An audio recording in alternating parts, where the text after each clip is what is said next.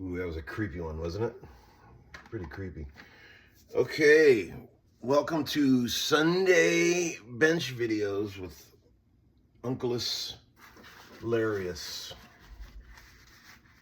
the kid from Cleveland, Starship Trooper, Boy Wonder, Hot Tub Larry, Little Tommy, Session Man. I got a lot of nicknames. No one's ever had more nicknames than me, except maybe Babe Ruth. He had a lot of nicknames.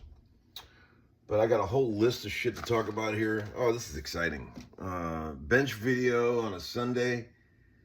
Marshall is bummed because he bought a drone yesterday and it got stuck in a tree. So he's out there trying to throw a baseball at it unsuccessfully, trying to knock it down. He's freaked out, but he's going to get it, and it's going to feel great when he gets it, right? That's how life works, friends.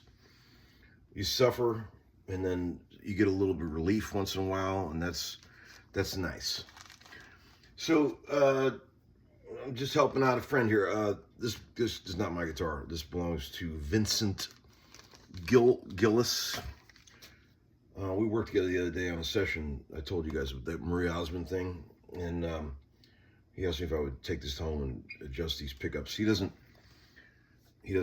like the adjustment on these pickups, and he told me to do the P90 thing I always do, which means jack them up, but screw the pole pieces way down into the pickup. See, somebody tried to jack these pole pieces way up, which, as we know, does not work on P90s. We already know that, right, homeschoolers? If you want a P90 to have some more huevos, you must raise the full body of the pickup. For some reason, raising the pole pieces doesn't do anything on these, but we'll get that going for him. I think this guitar is pretty special to him. It belonged to Benny Garcia, who was his best friend. Vince's best friend his whole life. The guy that was his guitar tech for all these years, and they grew up together. Apparently this was Benny's 54 Les Paul, and apparently it got horribly refinished at some point, so he had Tom Murphy reshoot it and relic it a little bit. It's looking good. I don't know what's original on this guitar or not, but he had to put a serial number on it, so he decided to use his birthday, which is pretty cool. Plays great. Sweet little neck on it. Somebody mowed this board down, you can tell. But it's had some shit done to it, but it's a cool guitar. Nice and light too, and it's got a really good bridge on it. I noticed, like a really good bridge. I don't know where that came from. So yeah, we'll do that, and we got shit to talk about. Man, it's been busy lately. I have been working my ass off lately. Man, AI hasn't fucked me up yet at all. It will, I'm sure, but not yet. I'm gonna put a set of these Diodario New York XLs on here, which are my favorite strings. And I also, can I just go off one more time about how fucking awesome these Diodario locking straps are? Guys, if you've ever taken one bit of advice from me, let it be this. Go buy one of these right now. There's about 100 reasons why these straps are better than any other guitar strap I've ever played. They're amazing. The whatever they're made out of, it's this soft, real slippery, like I like, black nylon, but it's got some kind of padding to it, and it's like really way more comfortable than a traditional, like one of these run-of-the-mill sort of thin black. These are like kind of hard and not real comfortable. These things are awesome, man. It makes you want to stand up and play the guitar. And aside from the amazing locking mechanism, which just goes on, you just lift this up and it goes right on. Just the way how easy this thing is to adjust, like man, I'm telling you, man, this thing is fucking awesome. These straps are incredible. They sent me Andy Pitcher and the boys at Diodario were kind enough to send me like 12 of them, and I just swapped out all the straps on my guitars, and I will never use anything else ever again. As a matter of fact, I'm going to put this one on Vincent's guitar. I see he's been using some other straps, and he'll never use another strap either. I'm telling you, these things are amazing, man. And it's sure enough that something that awesome comes out right at the end of my touring career. That's just the way my life works. That kind of shit always happens to me. The greatest guitar strap I've ever made comes along right when I'm done touring. That's really great. That's great, Tom. So yeah, let's see. What have you been working on? We've been working on the new album I'm making with Brett Papa and Matty Alger, which is super fun. Having so much fun doing that. I feel like a kid at Christmas when I go over there. We're being so creative and just letting our freak flag fly. You know what I'm saying? And then yesterday I worked with Caitlin Smith and Topher Brown. You know Caitlin Smith? She's an amazing singer. Tomorrow, I'm doing Jelly Roll, who lost a bunch of weight apparently. He's doing the Ozempic thing. You think we're gonna find out down the road that all this Ozempic shit that people have been losing tons of weight with there's gonna be lawsuits? You think that we're gonna find that shit out? Is that what's gonna happen? It's just too good to be true. There cannot be a drug that you take that just makes you lose weight immediately and not have any side effects. It can't be true. Nothing like that in life ever comes without a catch. You know what I'm saying? So I got lots of friends taking it. So I hope that there is no evil that we find out down the road. You know, I really hope there isn't. So I pray for that. Let's see. Let's look at my list here. It's about that time of year to get the humidifiers out, friends, for our guitars. I've got these big fucking 10, 15 gallon humidifiers and I'm just about to get those cranking. Put all your cool guitars in one room, get a big fucking 10 gallon humidifier and just blast that motherfucker. And keep them away from the dry heat vents, friends. I know guitar repair guys hate when I tell you that, because that's how they make their living, fixing guitars that got left in front of dry heat vents. But it causes so many problems for guitars to get left in front of forced air, dry heat. The fret sprout, where you put your hands down the side, it's sharp. Oh, I hate that. And then you got the tops, they sink down on acoustics. Everything starts cracking. It's not good, friends. So don't do that. Also wanted to say thank you to the French boys at Collision Devices, which are the amazing company that makes my favorite trippy pedal, the Black Hole Symmetry. They sent me this new crazy pedal that they're working on. It's called the TARS Crazy Distortion. I'm gonna put a helmet on later and give this thing a try. So those guys are cool. Thank you, Dennis, for that. And man, if you guys have never tried a Collision Devices Black Hole pedal, you are missing out in life, because it is one of the coolest pedals ever. I've got that, I think I showed you guys a while back. I made a little satellite sideboard for my main session rig. Put about 5 or 6 pedals on there that I always used to have to just individually plug in and power up when I wanted them, and it was a pain in the ass. So I had a second board made, and that's another one of those things, like, why did I figure that out just now? Why couldn't I have done that 20 years ago? This is a recurring theme in my life, friends. You know, I finally find the magic, you know, on the 18th hole. Okay, so we better get to work. We got shit to do. Let's get these strings off. Well, I was just talking, wasn't I? It's football Sunday. I haven't even looked at the games yet. I'm up on the year. So far I'm doing pretty well, and I'm playing with house money. So if anybody has any hot picks, let me know. I lost the other night in that Thursday night game. I took who did I take? Cowboys, and they got stomped. The Lions tore them up. They could have beat them by way more if they wanted to, but they sort of eased up on them. You never know what Cowboys is going to show up. That's the thing about that team. You know, like you could have a game where CeeDee Lamb drops 3 passes in a row, or you can have a game where he completely guts you. You can have either one of those. You never know what's going to happen. Do you guys like it when I talk about football? Some of you probably do. Just let me have a hobby, okay, friends? Does it have to be all guitar all the time? Thank you for the kind words regarding my little trip out video last night. You guys seem to like that one. Playing some slide on that old Rickenbacker. Man, that's a fucking magical guitar.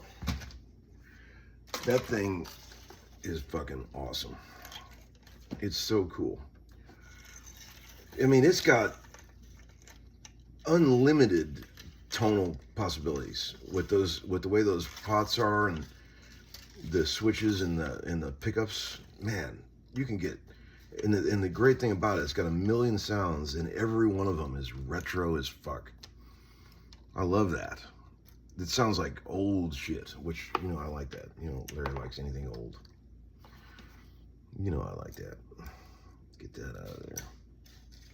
I gotta use the corporate pick for that. You know, the corporate pick. Well, this is a nice bridge. I wonder where he got this bridge. It's a killer bridge. I wonder where he got that. Man, I told you the other night when we were working on that session with Vince, the last song we tried was something he had just written. Man, it was cool. It was like a classic. You know, sometimes in the studio you'll be playing something and you'll be like, it just feels like you're playing on a classic. You just feel it. What's going on here? Is this locked on here? What's going on here, friends? Oh, they might be locked on. Let's get this sorted. Locked on, I see. I see. Yeah, you just know it, like when you're playing on like you can feel it, like when you're playing on a hit or a song that's got the magic juju. You know, it's a different feeling than playing on, I don't want to say average or ordinary, but like, you know, it only happens once in a while. You just kind of know it. And those are the songs I noticed. They come together, usually they come together very easily. It's almost like the good Lord is guiding everyone to show them the right parts to play, whatever you believe in. And man, it's amazing what can happen. So, all right, let's pull this pickup out. And let's get this cooking. We gotta foam this baby up a little bit. First thing I'm gonna do is screw these pull pieces all the way in, as God intended, like that. That's what we're gonna do with that. Yeah, Vince's buddy that owned this guitar was great. He died about, I guess, a couple years ago, but he was our guitar tech when I was on the road with him, and I loved him. He was a sweet, sweet guy. He had a little wild streak in him. I remember he was a little naughty at times. I like that. Sweet, sweet guy. Let's get this pickup out. These things it's almost like those screws are oversized or something. We're gonna have to foam this bad boy.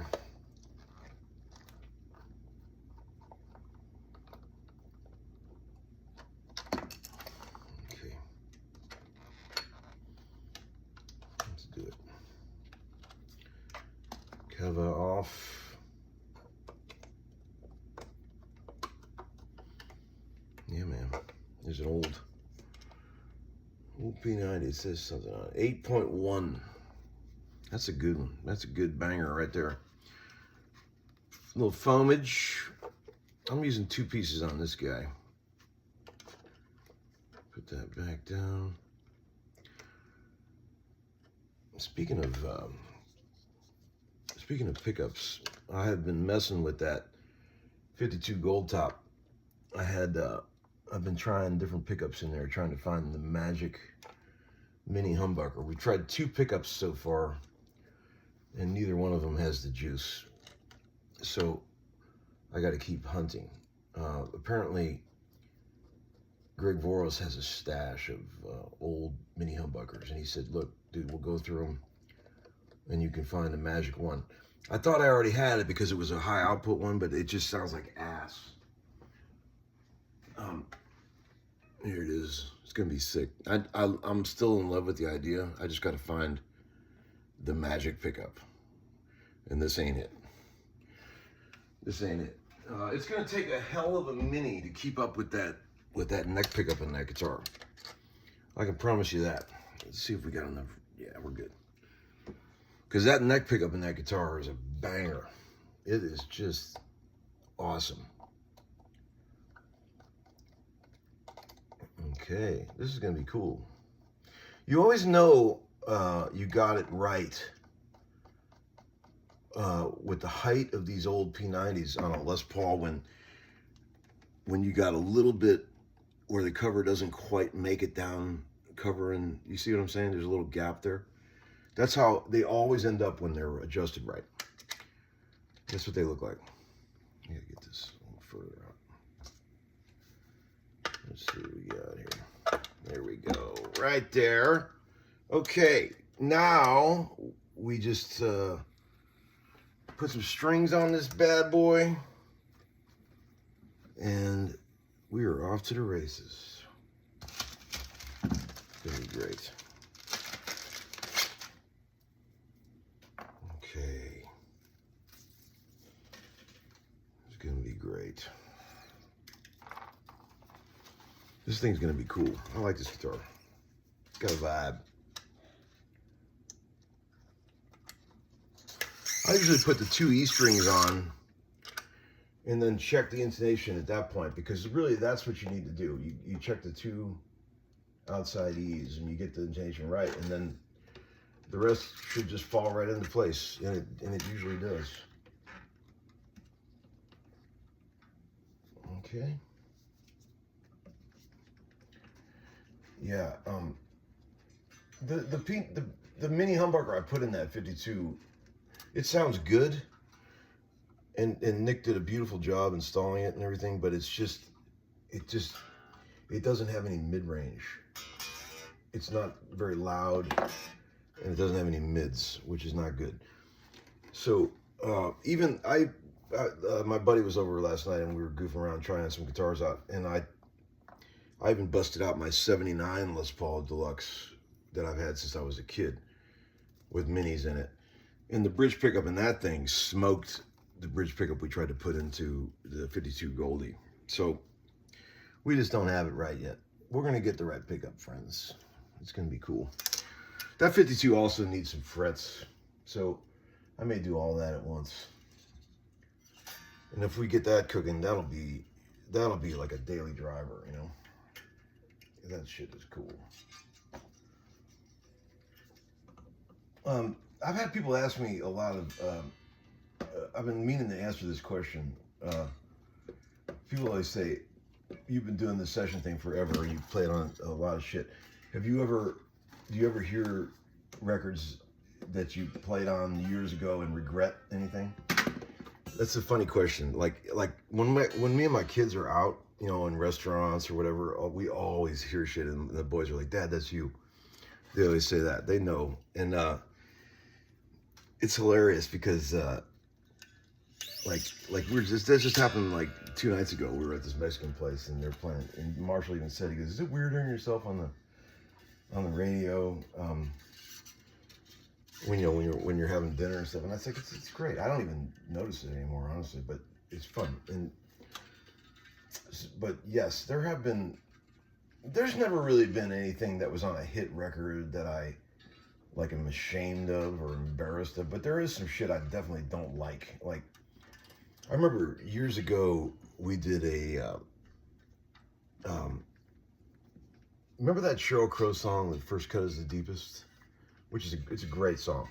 Cat Stevens wrote it, and she did a cool version of it. Her and John Shanks, my old buddy from LA, they did a really cool version of it, and they hired Garth Fundus, who's a Nashville producer guy who made a lot of hit records in country. They hired him to do a country version of it. This is in the early 2000s, and he called me and asked me if I would play guitar on it. And I remember doing that, and it's on YouTube, or it's on, you know, iMusic, Apple Music, and all that. You can hear it. Look for First Cut is the Deepest country version, and I had to play a solo on it, and I hate what I played on that. I mean, you probably hear it and go, that's not that bad. I fucking hate it. I if I could have one back, it would be that. I hate the way I played. I hate the sound. I hate all of it. I mean, it made the record and apparently did well, but I just don't like it. And I never liked it. And go check that out and see what you think of that, friends. See if you hate it as bad as I do. The original version, the solo that Shanks played, is really cool. Or whoever played that, I think it was.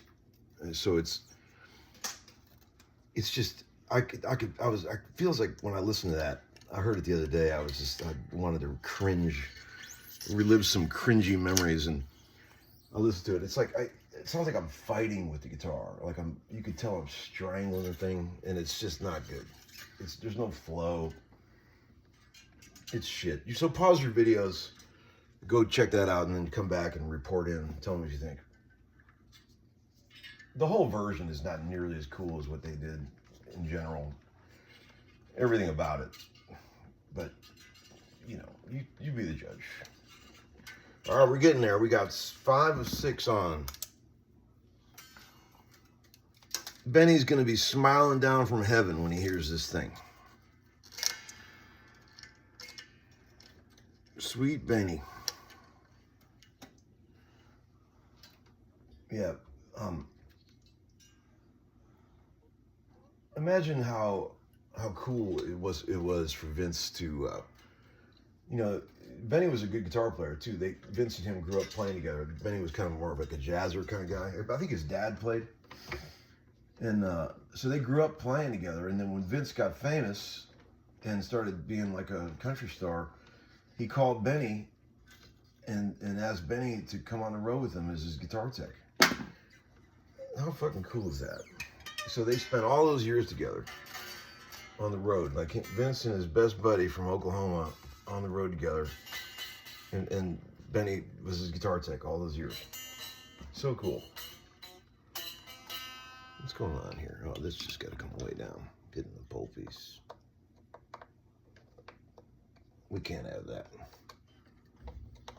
We got to get that down in there.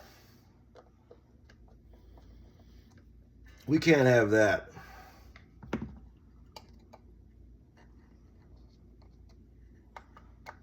Down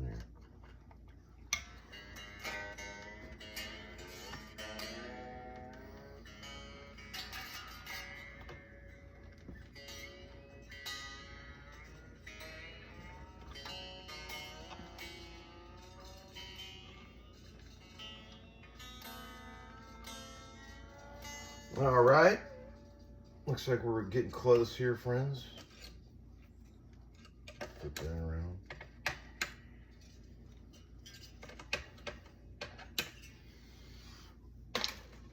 I still want you by my side. Let's see if there's any other ones that I hate. Let me think back. Any other shit I played on that turned out terrible.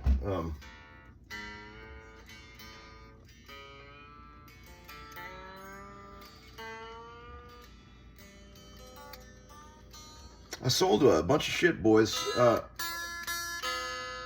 sold all those old Marshalls. Remember I was talking about that? A friend of mine came over the other night and cleaned me out. Buying some old Plexis. Oh, yeah. All right, that's looking good there. Look at that. You can come down a little more even. Just a little more.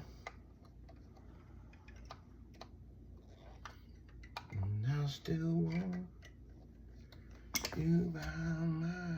That's a little high still. The A string.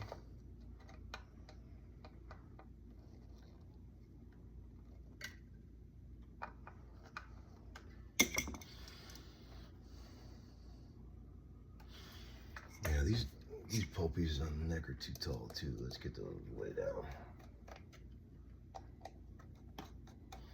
You always gotta make sure the P90 is not too close to the strings on the neck of these, because you don't need it to be.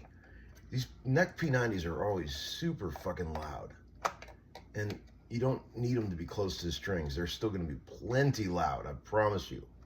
You guys know that. There's never been a Gibson guitar with old P90s where the neck pickup wasn't loud. It's never happened. Something about the way a P90 is designed, it's just loud as balls in the neck position. It always is. I think we're in good shape here. Look, friends, that's where we ended up. Let's tune her up. Well, I forgot to check the intonation. Let's do that. Let's get the corporate amp on. Okay. Let's get the corporate guitar cord here. Plug that in. I think old Boss Man's gonna be happy with this. It's gonna be good.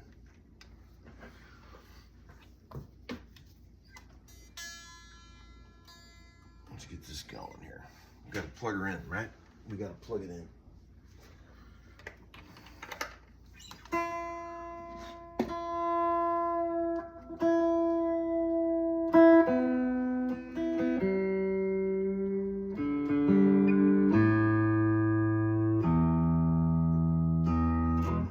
Okay, now give it the old corporate stretch. String stretch.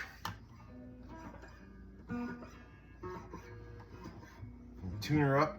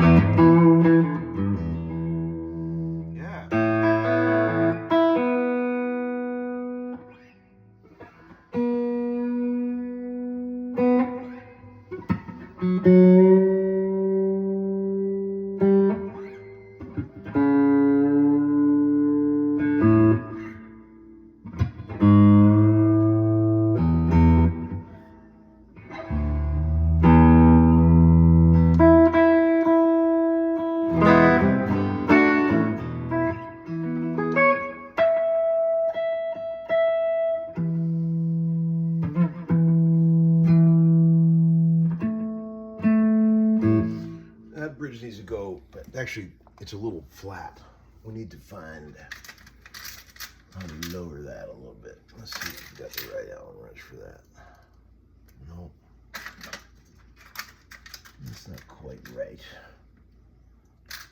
This might be it right here. I think it is.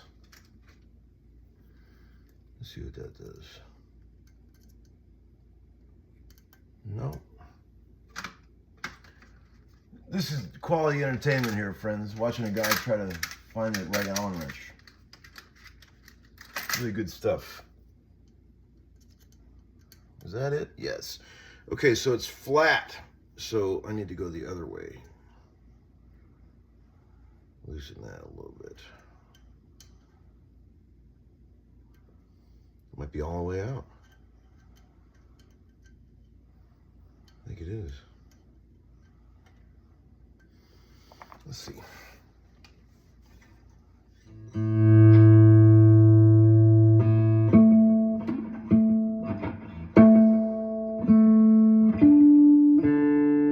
Never seen that before. It's all the way out and it's still flat.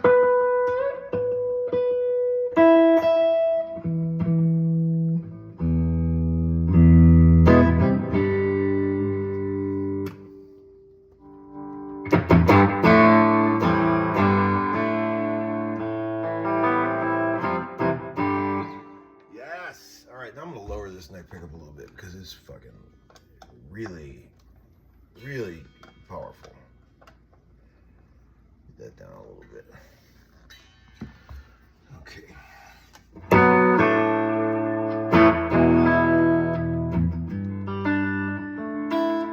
Let me tilt the phone so we can get some guitar playing, some live guitar playing for you. Let's see what we got. All right.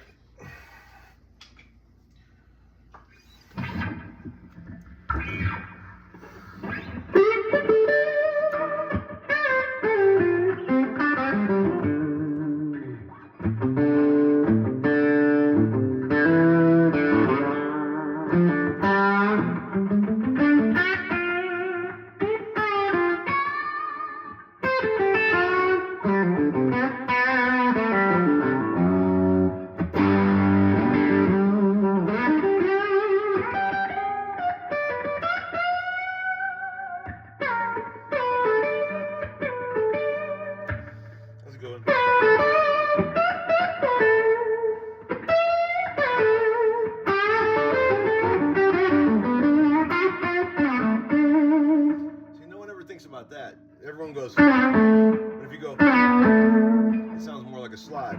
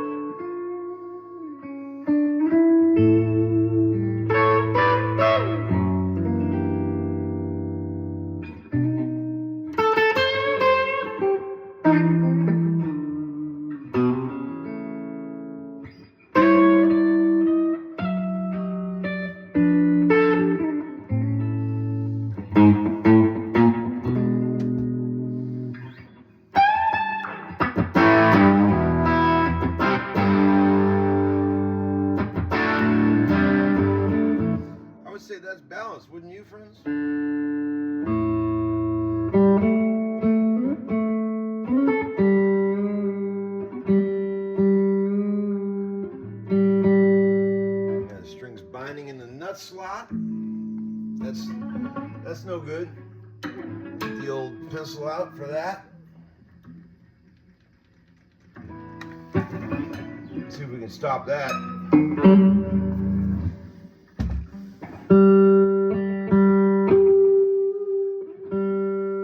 Better? Well, that was really sticking. Let's see if we can fix that.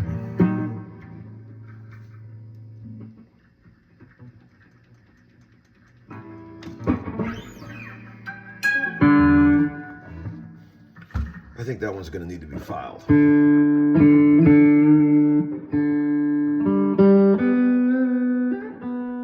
They're all sticking. They're all sticking, friends.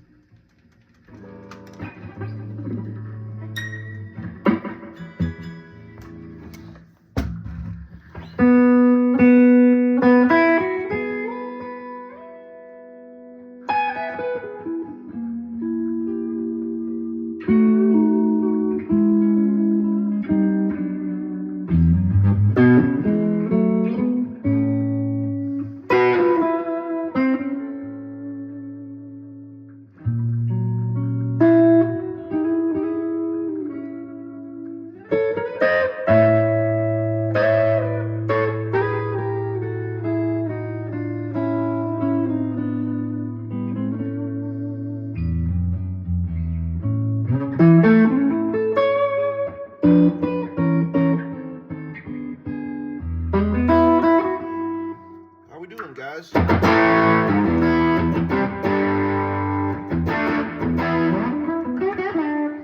action's a little high for my taste. But I think he likes it like that, so I'm going to leave it. I'm just going to re-tighten these a little bit and do that thing.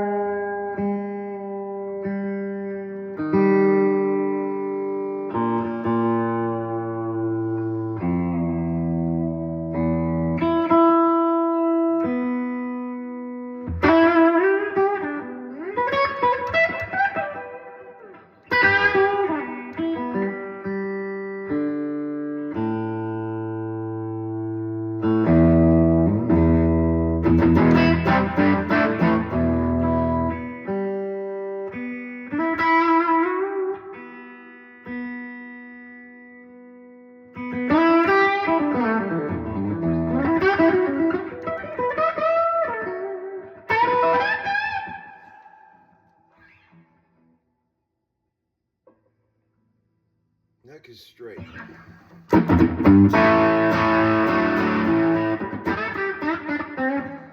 right, dudes, that concludes today's episode. Hope you enjoyed. I'll see you. Bye-bye.